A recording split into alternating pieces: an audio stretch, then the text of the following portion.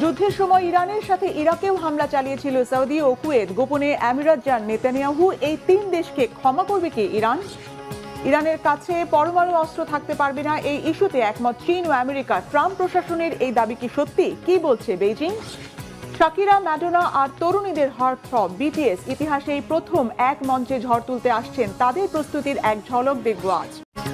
ইরানের 90% মিসাইল ও অস্ত্র এখনো সচল। বিস্ফোরক তথ্য নিউ ইয়র্ক টাইমসের। হরমুজের দখল বাড়ালো তেহরান, কোণঠাসা কি ট্রাম্প?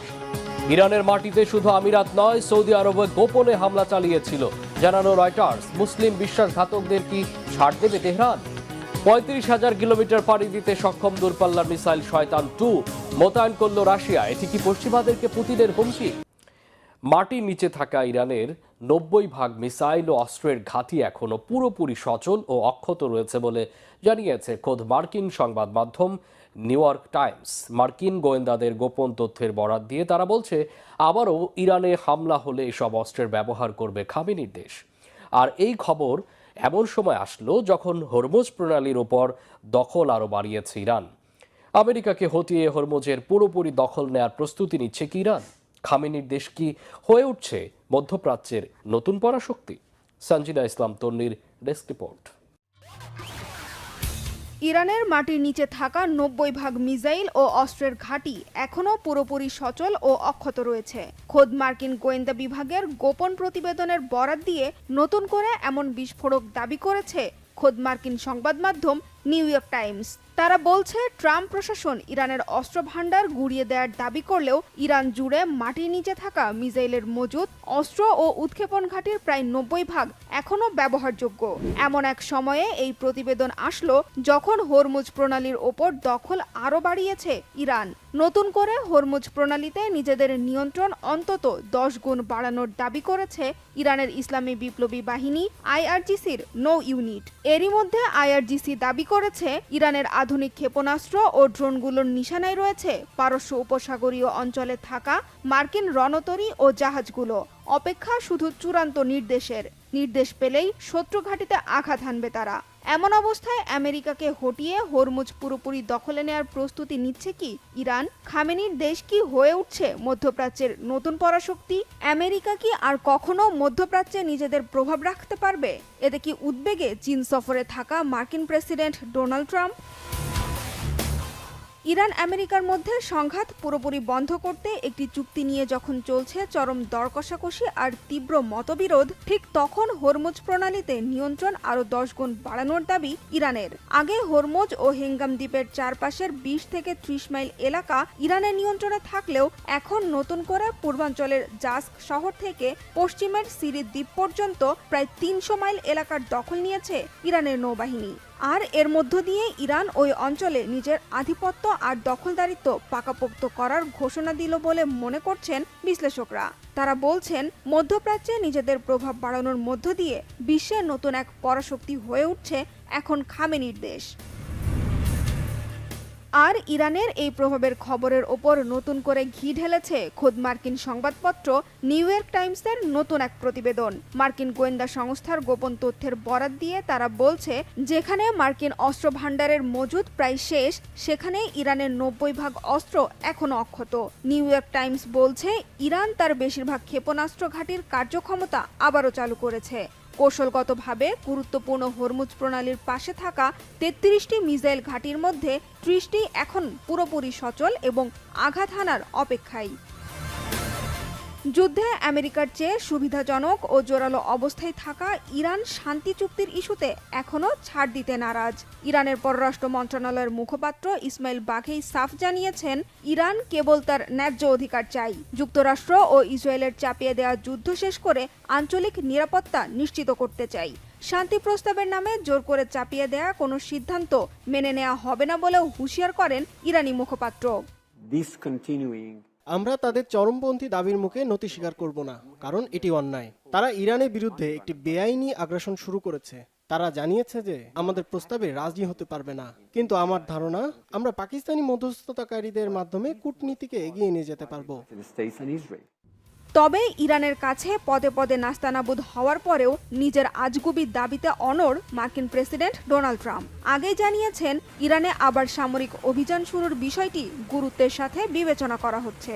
কূটনীতি বা সামরিক শক্তি যে কোনো উপায়ে ইরানের বিরুদ্ধে যুদ্ধে জিততে চান, তবে এতে কারোর সাহায্যের প্রয়োজন হবে না। চলমান অস্থির পরিস্থিতির মধ্যে চীন সফরে গিয়েছেন ট্রাম্প। চীনা প্রেসিডেন্ট শি জিনপিং এর সাথে ইরান ইস্যু নিয়ে আলোচনার কথা থাকলেও স্থায়ী সমাধানে চীনের সহায়তার কোনো প্রয়োজন নেই বলে দাবি করেছেন মার্কিন প্রেসিডেন্ট। তবে শেষ পর্যন্ত কি হয় দুই নেতার আলোচনায়, সেদিকে নজর গোটা বিশ্বের।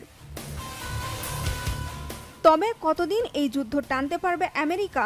এরই মধ্যে গেল 2 মাসের বেশি সময় ইরানে অভিযান চালাতে যুক্তরাষ্ট্রের খরচ হয়েছে 29 বিলিয়ন বা $2,900 কোটি। যুদ্ধবিরতির মধ্যেও 15 দিনেরও কম সময়ে খরচের পরিমাণ $400 কোটি। এপ্রিল মাসের শেষের দিকে খরচের পরিমাণ ছিল $2,500 কোটি। ফলে মার্কিন অর্থনীতিতে পড়ছে বড় ধরনের চাপ। আর যুদ্ধ শেষ করার বিষয়ে ঘরে বাইরে ব্যাপক চাপ উপেক্ষা করে যুদ্ধ কতটা দীর্ঘ করতে পারবেন মার্কিন প্রেসিডেন্ট ডোনাল্ড ট্রাম্প, সেটা এখন বড় প্রশ্ন। এদিকে ইরান যুদ্ধের মধ্যেই গোপনে সংযুক্ত আরব আমিরাত সফরে গিয়েছিলেন ইসরায়েলের প্রধানমন্ত্রী বেনিয়ামিন নেতানিয়াহু। এই খবর ঘিরে নতুন করে উত্তেজনা ছড়িয়ে পড়েছে মধ্যপ্রাচ্যে। নেতানিয়াহুর দপ্তর বলছে ওই সফরে ঐতিহাসিক সাফল্য অর্জিত হয়েছে, কিন্তু আমিরাত পুরো ব্যাপারটি অস্বীকার করছে। আর ইরান বলছে তারা আগে থেকে নেতানিয়াহুর ওই সফরের কথা জানতো। একে আমিরাতের ক্ষমার অযোগ্য অপরাধ হিসেবে দেখছে খামেনির দেশ। হিজল জোবাইরের ডেস্ক রিপোর্টে বিস্তারিত।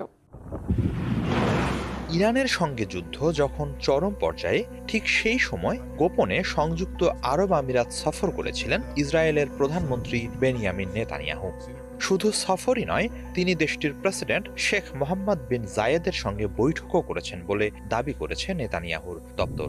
বিবিসির এক প্রতিবেদনে বলা হয়েছে, ওই বৈঠক থেকে ঐতিহাসিক সাফল্য অর্জিত হওয়ার কথা জানিয়েছে ইসরায়েল। নেতানিয়াহুর সফর সঙ্গীদের মধ্যে ইসরায়েলের গোয়েন্দা সংস্থা মোসাদের প্রধান ডেভিড বার্নিও ছিলেন বলে জানানো হয়েছে। রয়টার্স জানিয়েছে, গত 26 মার্চ ওমান সীমান্ত ঘেঁষা মরুদ্যান শহর আল আইনে কয়েক ঘণ্টা ব্যাপী বৈঠক করেন নেতানিয়াহু ও আমিরাতের প্রেসিডেন্ট। যুদ্ধ চলাকালে ইরানের বিরুদ্ধে দুই দেশের মধ্যে সামরিক সমন্বয় করাই ছিল ওই বৈঠকের প্রধান উদ্দেশ্য। মোসাদ পরিচালক ডেভিড বার্নিয়া যুদ্ধকালে অন্তত 2 বার আমিরাত সফর করেছেন বলেও প্রতিবেদনে উল্লেখ করা হয়েছে।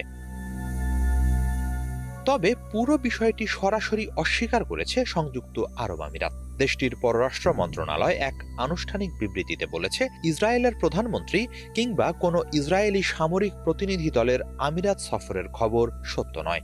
আমিরাত আরও জানিয়েছে, ইসরায়েলের সঙ্গে তাদের সম্পর্ক প্রকাশ্য এবং তা কেবল আব্রাহাম অ্যাকর্ডসের কাঠামোর মধ্যেই পরিচালিত হচ্ছে। এর বাইরে কোনো গোপন বা অনানুষ্ঠানিক সমন্বয়ের অভিযোগকে তারা ভিত্তিহীন বলে দাবি করেছে। অন্যদিকে ইরানের পররাষ্ট্রমন্ত্রী আব্বাস আরাকচি বলেছেন, নেতানিয়াহুর ওই কথিত গোপন সফরের বিষয়টি তেহরান আগেভাগেই জেনে গিয়েছিল। সামাজিক যোগাযোগ মাধ্যম এক্সে দেওয়া এক পোস্টে তিনি লেখেন, ইসরায়েল এখন প্রকাশ্যে সেই কথাই স্বীকার করছে যা ইরানের গোয়েন্দা সংস্থাগুলো বহু আগেই জানিয়েছিল। ইসরায়েলের সঙ্গে ইরান বিরোধী আঁতাত করা দেশগুলোর প্রতি কড়া হুঁশিয়ারি দিয়ে আরাকচি বলেছেন, ইরানের মহান জনগণের বিরুদ্ধে অবস্থান নেওয়া এক বিপজ্জনক জুয়া এবং ইসরায়েলের সঙ্গে গোপন সহযোগিতা ক্ষমার অযোগ্য। যারা বিভাজন তৈরির উদ্দেশ্যে ইসরায়েলের সঙ্গে হাত মেলাচ্ছে তাদের অবশ্যই জবাবদিহির মুখোমুখি হতে হবে বলে হুঁশিয়ারি দিয়েছেন তিনি। এই উত্তেজনার মধ্যেই নতুন বিতর্ক তৈরি করেছেন ইসরায়েলে নিযুক্ত মার্কিন রাষ্ট্রদূত মাইক হাকাবি।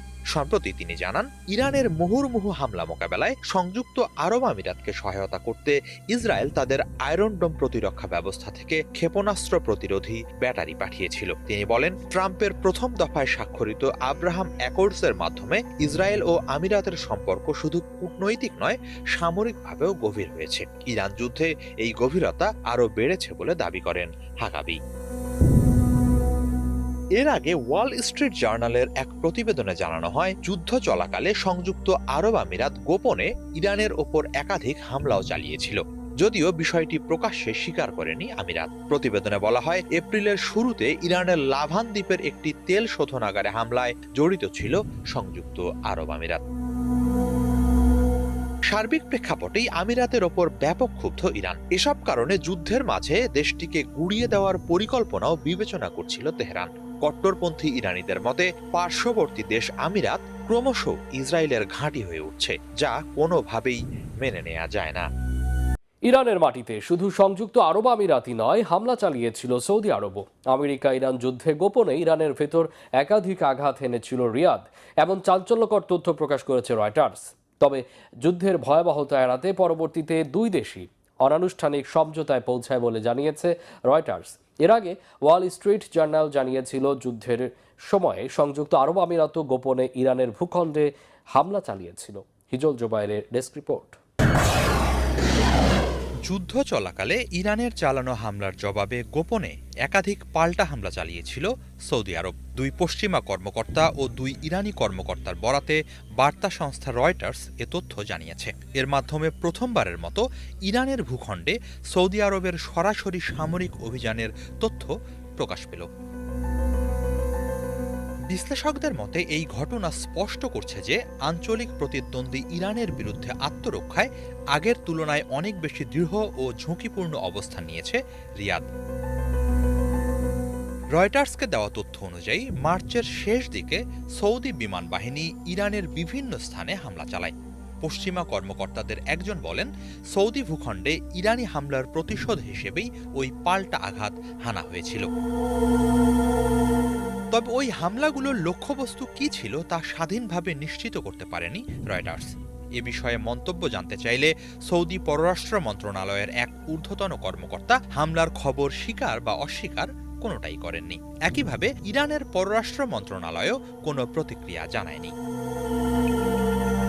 বিশ্লেষকদের মতে ইরানে সৌদি হামলার ঘটনা দেখিয়ে দিচ্ছে চলমান সংঘাত কিভাবে আঞ্চলিক যুদ্ধ হিসেবে পুরো মধ্যপ্রাচ্যকে গ্রাস করছে। যুক্তরাষ্ট্র ও ইসরায়েলের হামলা শুরুর পর থেকেই ইরান ধারাবাহিকভাবে মিসাইল ও ড্রোন হামলা চালায় উপসাগরীয় 6 দেশের ওপর। কেবল মার্কিন সামরিক ঘাঁটি নয়, এসব দেশের বেসামরিক এলাকা, বিমানবন্দর ও তেল শোধনাগারও হামলার লক্ষ্যবস্তুতে পরিণত হয়। ওই পরিস্থিতিতে শুধু সৌদি আরব নয়, সংযুক্ত আরব আমিরাতও গোপনে ইরানে হামলা চালায় বলে তথ্য প্রকাশ করেছে ওয়াল স্ট্রিট জার্নাল। তবে ইরান ইস্যুতে সৌদি আরব ও আমিরাতের অবস্থানে পার্থক্য রয়েছে।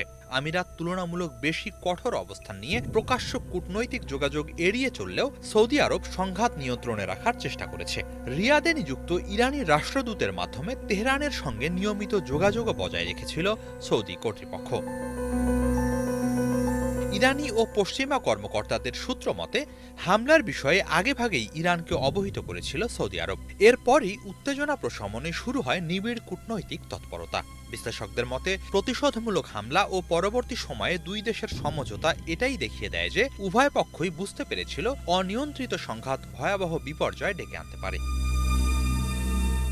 রয়টার্স জানিয়েছে 7 এপ্রিল ওয়াশিংটন ও তেহরানের মধ্যে বৃহত্তর যুদ্ধবিরতি কার্যকর হওয়ার আগের সপ্তাহেই সৌদি আরব ও ইরানের মধ্যে অনানুষ্ঠানিক সমঝোতা হয়েছিল।